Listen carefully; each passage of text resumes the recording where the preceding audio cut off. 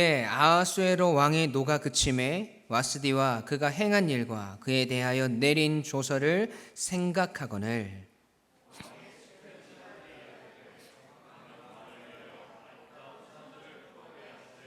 전국 각 지방의 관리를 명하여 아리따운 처녀를 다 도성 수산으로 모아 후궁으로 들여 궁녀를 주관하는 내시 해계의 손에 맡겨 그 몸을 정결하게 하는 물품을 주게 하시고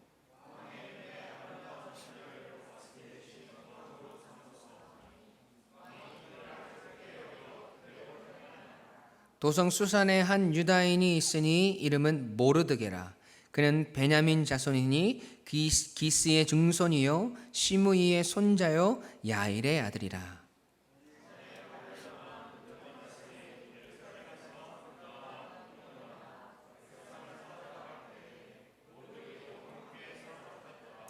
그의 삼촌의 딸 하닷사 곧 에스더는 부모가 없었으나 용모가 곱고 아리따운 처녀라. 그의 부모가 죽은 후에 모르드게가 자기 딸같이 양육하더라.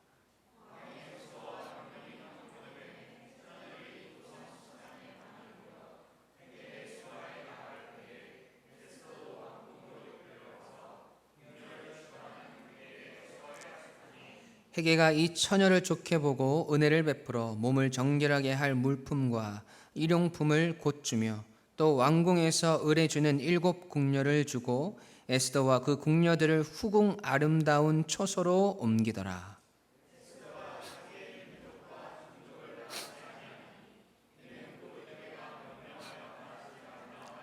다 같이 모르드게가 날마다 후궁들 앞으로 왕래하며 에스더의 안부와 어떻게 될지를 알고자 하였더라. 아멘. 살아계신 하나님의 말씀입니다. 오늘은 하나님으로 사는 인생 세 번째 시간, 쓰임받는 인생 되기라는 말씀의 제목으로 함께 은혜를 나누기 원합니다. 우리 지난 주일에는 우리 에스더 1장을 마무리하면서 하나님의 통제를 벗어난 이 사람들의 특징을 아하수에로 왕의 이 삶을 통해서 알아보았습니다. 책임을 전가하고 그 삶 가운데 대화가 사라지고 그로 인해서 결국은 왕후를 자기 아내를 버리게 되는 자리까지 가게 되는 것을 우리가 발견했습니다. 그리고 오늘 에스더 2장을 시작하면서 이제 드디어 에스더가 등장을 하죠. 왕후가 폐위되고 아하수에로 왕의 측근 신하들의 제안에 따라서 새로운 왕비를 선출하는데 이 페르시아 제국 전역에서 아름다운 여자들을 다 모아놓고 그 중에서 가장 왕의 마음에 드는 처녀를 왕비로 세우기로 결정을 하고 왕의 조서를 전국에 전파합니다. 그 과정을 통해서 결국에는 에스더가 새로운 왕비로 선발되어지는 그 과정, 그 내용이 오늘 우리가 읽은 에스더서 2장입니다. 우리가 2장을 시작하기 전에 하나 짚고 넘어가야 할 부분이 있습니다.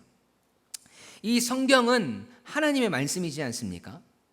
그런데 이 에스더서에는 하나님, 여호와 이런 단어가 단 한 번도 등장을 하지 않는다는 것입니다. 하지만 하나님이라는 단어가 한 번도 등장하지 않는다고 해서 하나님이 아무 일도 하시지 않은 것이 아니지요. 말씀을 묵상하면서 느끼는 것이지만 하나님의 일하심과 하나님의 계획하심과 그 숨결이 아주 잘 나타나 있는 성경이 바로 이 에스더서인 것을 확인하게 됩니다. 그 하나님의 섭리와 일하심을 우리가 묵상하면서 우리의 삶 가운데 역사하시는 하나님께 에스더처럼 쓰임받는 존재로 살아가기 위해서 우리가 오늘 점검해야 할 것들, 우리의 인생을 통해서 날마다 하나님 안에서 신앙 안에서 점검해야 할 것들은 무엇이 있을까요? 첫 번째로 우리는 끝까지 은혜를 붙들고 있는가를 점검해야 합니다. 한번 읽어볼까요? 시작. 아멘. 이 에스더서 곳곳에 하나님의 그 일하심이 숨어 있다고 말씀드렸죠. 그럼 그 은혜를 한번 찾아가 보도록 하겠습니다. 이제 에스더가 왕비 후보로 발탁이 되어서 수산궁으로 들어가게 됩니다. 그리고 그곳에서 그 여인들을 관리하던 헤게라는 신하가 있었는데 그 사람에게 아주 특별한 사랑을 에스더가 받게 됩니다. 2장 9절 말씀 보시면 헤게가 이 처녀를 좋게 보고 은혜를 베풀어 몸을 정결하게 할 물품과 일용품을 곧 주며 또 왕궁에서 의뢰주는 7 궁녀를 주고 에스더와 그 궁녀들을 후궁 아름다운 처소로 옮기더라. 아멘. 방금 말씀의 앞부분 말씀에 헤게가 이 처녀를 좋게 보고 은혜를 베풀어 라는 말이 나오죠. 이 은혜를 성경 원어 히브리어로 보면 헤세드라는 단어입니다. 헤세드.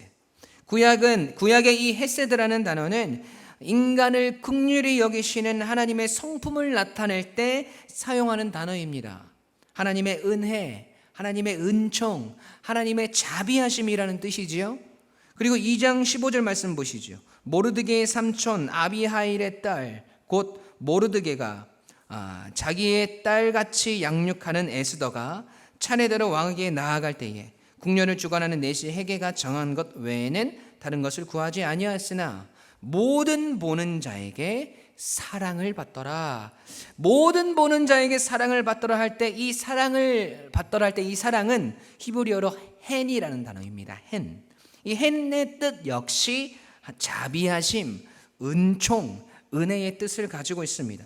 이것을 원문 그대로 직역하면 이렇게 되죠. 그녀는 모든 이들의 눈에 은혜를 얻었습니다 라고 할 수 있는 겁니다. 그리고 또 보시죠. 2장 17절 말씀. 왕이 모든 여자보다 에스더를 더 사랑하므로 그가 모든 처녀보다 왕 앞에 더 나은 은총을 얻은지라. 왕이 그의 머리에 관을 씌우고 와스리를 대신하여 왕으로 삼은 후에. 아멘. 여기서도 은총이라는 단어가 나오죠. 이 말씀에서는 이 은총이라는 단어 하나로 나와 있지만 원어 성경에는 2가지 단어를 쓰여 있어요. 은총과 은혜, 즉 헨과 헤세드가 동시에 쓰여졌다라는 거예요. 영어 성경에는 이렇게 나와 있어요. favor and approval, 은혜와 인정을 받았다라고 나와 있습니다.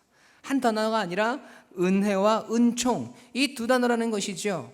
그러니까 이 에스더가 등장하면서 이렇게 은총과 은혜를 계속해서 강조하고 있는 이유는 지금 에스더가 도저히 그녀의 삶 속에서 기대할 수 없었던 사랑과 은혜를 입었다는 것을 강조하기 위한 반복법인 것이죠. 그녀가 새로운 왕후가 되는 과정에서 과분한 사랑을 받고 있는데 그 속에는 본인이 이쁘고 갖춘 것이 많아서일까요? 여러분, 아니요. 그런 외형적으로 이쁘고 많은 것을 갖춘 여자는 이 세상에 널렸습니다. 사실은 역사를 주관하시는 그 하나님께서 에스더와 이스라엘의 삶 가운데 개입하고 계신 것이지요. 즉 하나님의 일하심, 하나님의 열심이 강조된 것입니다. 여러분, 좀 전에 에스더서에는 하나님이라는 단어가 한 번도 직접적으로 언급되지 않았다고 말씀드렸습니다. 그러나 사실 그 어떤 성경보다 이 사건의 배후에 일하고 계시는 하나님을 이렇게 선명하고 처절하게 그려낸 성경도 없습니다. 그렇다면 이 에스더를 통해서 분명하게 우리가 확인해야 되는 것이 있습니다.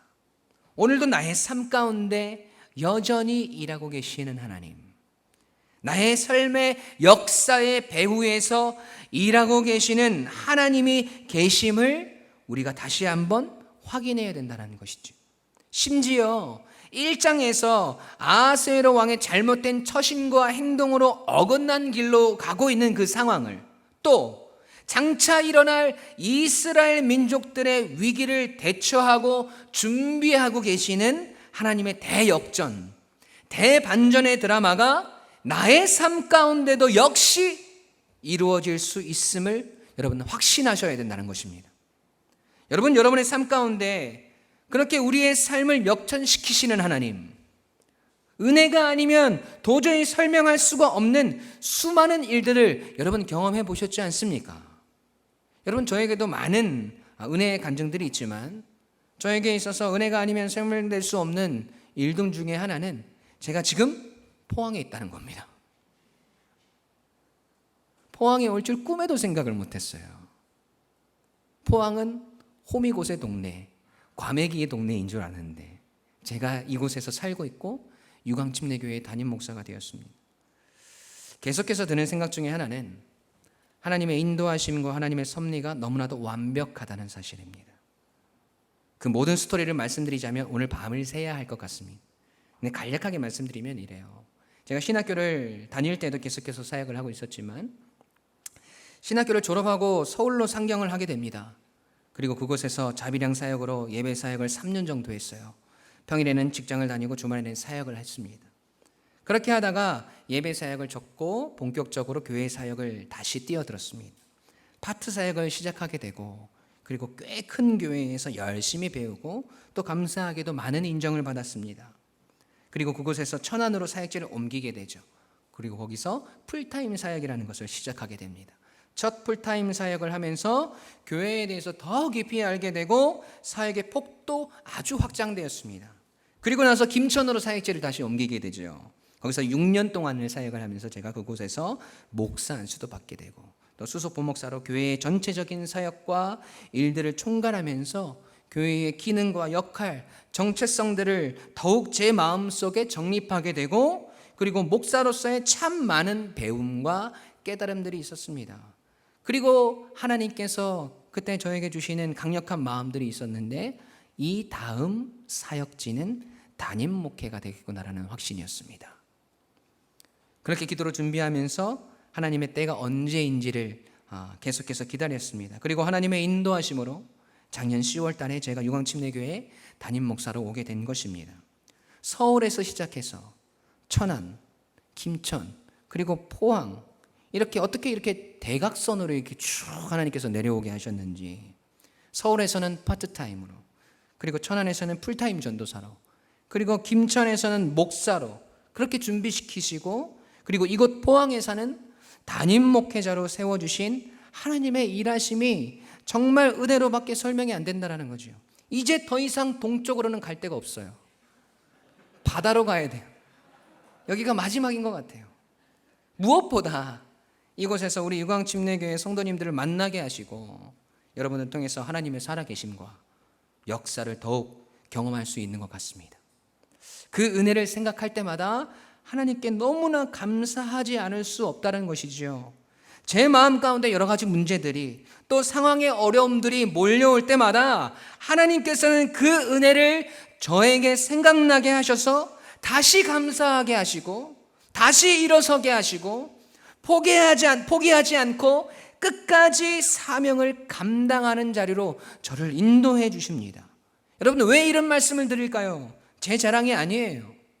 우리가 은혜의 시간들을 회상하고 그때를 추억하는 것으로 끝나는 삶이 아니라 그 은혜를 끝까지 잊지 아니하고 우리의 삶의 어려움과 낙심과 넘어짐의 그 환경의 문제가 우리를 들러쌀 때 그 은혜가 우리를 지탱해주고 그 은혜가 우리를 다시 일어서게 한다는 것을 잊지 않는 우리 성도님들이 되어야 한다는 것입니다.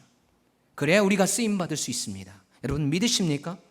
여러분 우리가 은혜를 잊는 순간 우리는 변질되게 되어 있습니다. 은혜가 우리의 삶 가운데 희미해져 가는 순간 우리는 흔들릴 수밖에 없고 우리 속에는 어느덧 감사가 사라지게 되어 있습니다.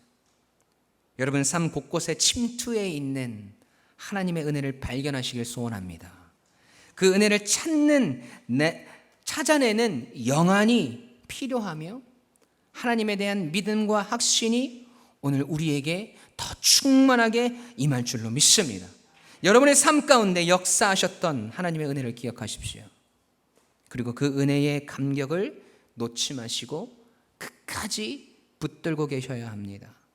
그렇게 우리가 하나님의 은혜를 잊지 않고 붙들고 살아갈 때 에스더와 같이 나라가 망하는 것 같은 상황 가운데서도 내 삶이 포로된 것 같은 그런 답답한 삶이고 좌절과 불평의 거리들이 득실득실 거릴지라도 여러분이 붙들고 있는 그 은혜가 여러분을 다시 성도의 자리로 하나님의 자녀의 모습으로 회복과 치유의 자리로 여러분을 인도할 것을 믿습니다.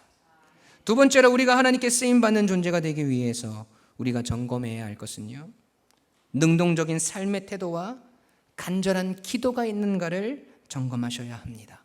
함께 읽어볼까요? 시작.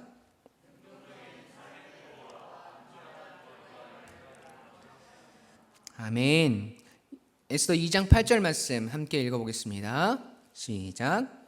왕의 조소와 명령이 반포됨에 처녀들이 도성 수산에 많이 모여 헤게의 수하에 나아갈 때에 에스더도 왕궁으로 이끌려가서 궁녀를 주관하는 헤게의 수하에 속하니. 아멘. 여러분, 방금 우리가 읽은 이 8절에 나오는 말씀들의 동사들을 보면요, 거의 다가 수동적입니다.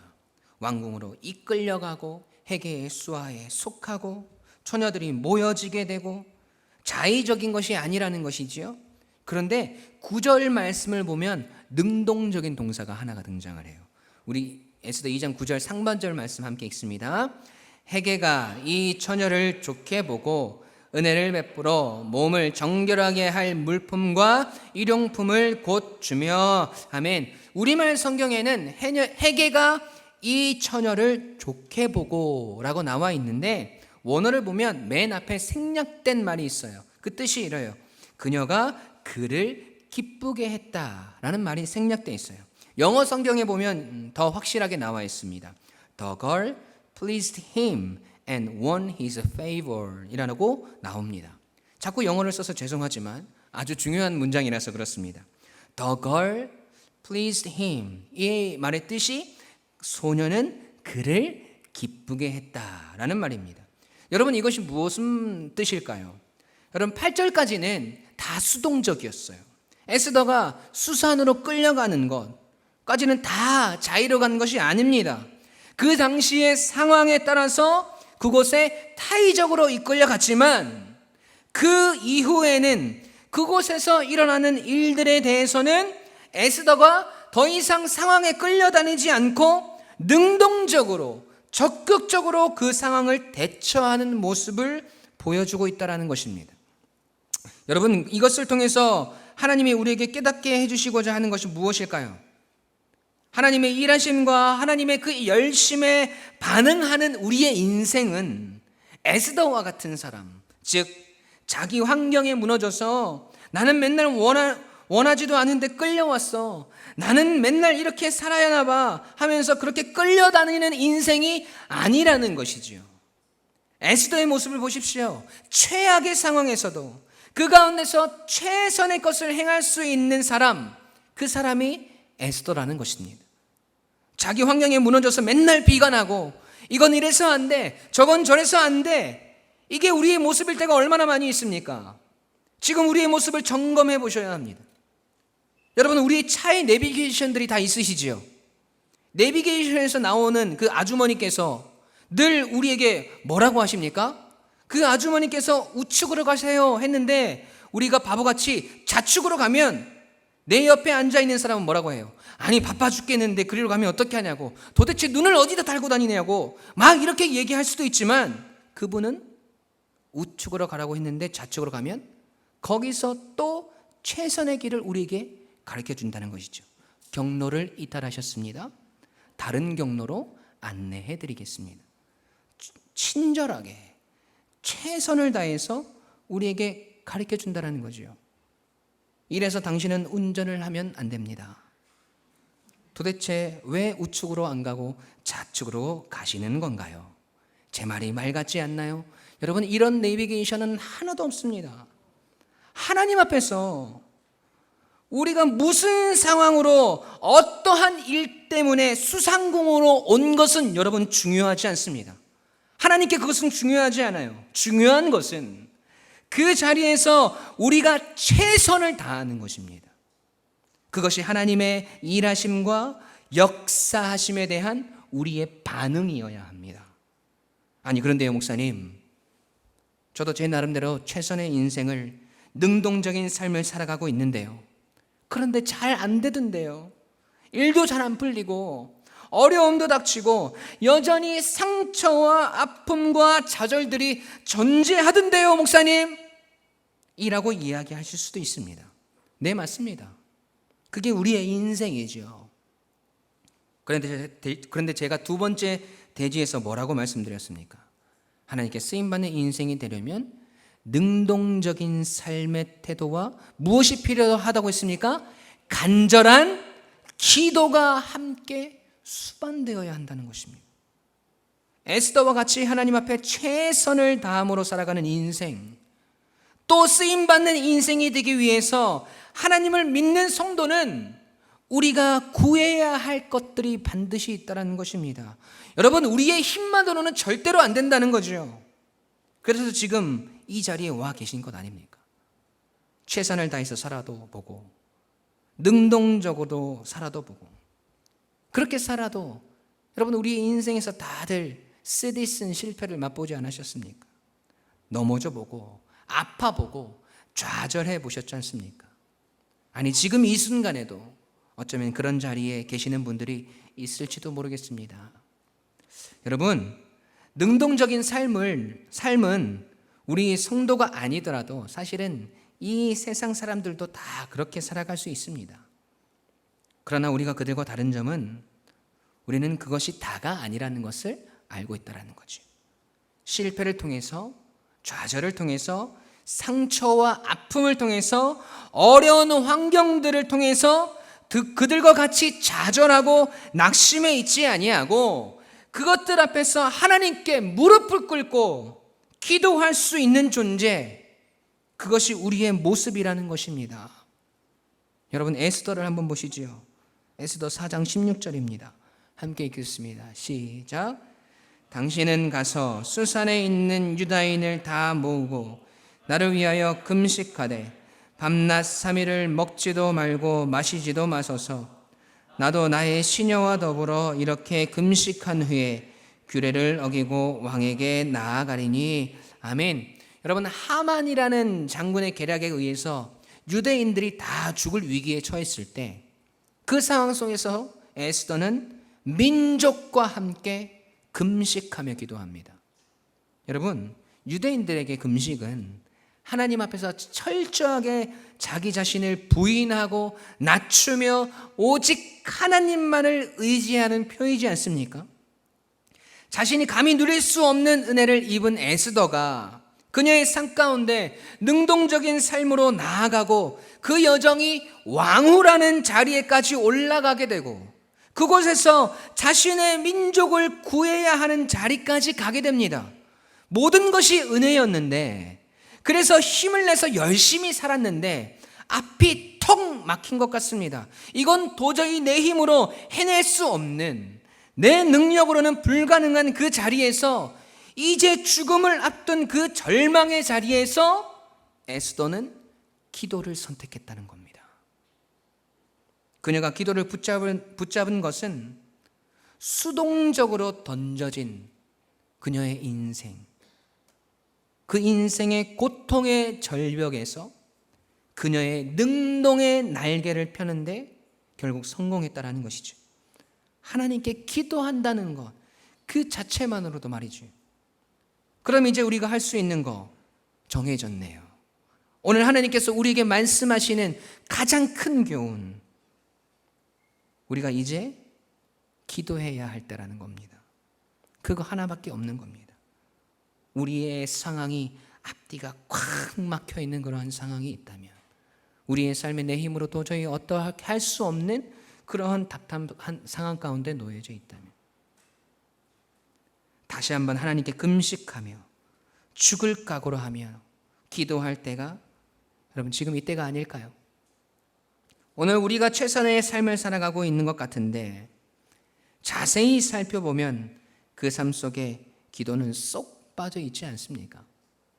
하나님의 은혜와 긍휼을 구하는 우리의 기대와 소망은 있지만, 내가 오늘 하나님을 위해 살아가고 하나님을 의지하는 고백들이 우리에게 사라져가고 있지는 않습니까? 오늘 우리의 신앙 속에서의, 우리의 인생 속에서의 신앙의 모습을 여러분 다시 한번 점검하셔야 합니다. 우리 사랑하는 우리 유광침례교회 가족들께 다시 한번 질문 드리겠습니다. 하나님께 쓰임받는 인생이 되고 싶으신가요? 세 분이 쓰임받고 싶으신 것 같은데 다시 한번 질문 드리겠습니다. 하나님께 쓰임받는 인생이 되고 싶으신가요? 아멘. 여러분, 그렇다면 오늘 내가 은혜를 붙들고 살아가고 있는지, 또 수동적일 수밖에 없는 환경이 우리에게 가득하지만 그 속에서 능동적인 신앙의 걸음을 내딛고 있는지, 그리고 그 걸음들 가운데 날마다 하나님의 은혜와 자비를 구하는 기도가 있는지를 보셔야 합니다. 이 신앙의 걸음을 오늘도 내디딜 수 있는 우리 유광침례교회 가족들이 되시길 주님 간절히 소원합니다. 그렇게 우리가 하나님 앞에 나아갈 때 하나님은 그런 우리를 에스더와 같이 우리가 상상할 수 없는 하나님의 큰 역사의 현장의 주인공으로 우리를 서게 하실 줄로 믿습니다. 그 역사의 주인공이 오늘 이 자리에 계신 우리 모든 유광침례교회 가족들이 되시길 주님의 이름으로 간절히 축원합니다. 아멘.